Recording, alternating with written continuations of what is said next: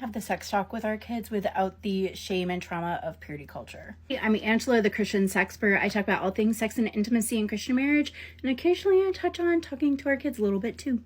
Let's start with good pictures, bad pictures. This is the junior version. There is also a just good pictures, bad pictures. So the junior version is, they say ages 3 to 6. I do think that this one can go a little bit older as well, depending on the maturity of your child.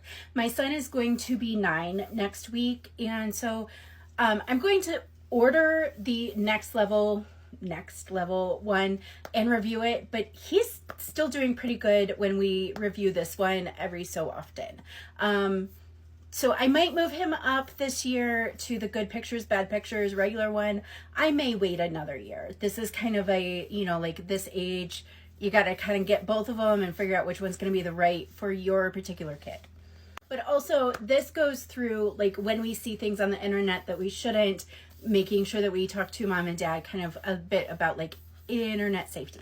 You think that your child has reached middle school without seeing an inappropriate image on the internet, you're wrong. I guarantee you pretty much every middle schooler, even if you have a homeschooler, has probably seen something that you would be shocked that they have seen, which is why these books are so very important. God Made All of Me is so good for littles. I want to say we started this one with my son when he was 3. The big thing in this is what's the difference between a secret and a surprise? Trusted adults will never ask you to keep a secret from mom and dad, but things like a birthday surprise are okay to not tell.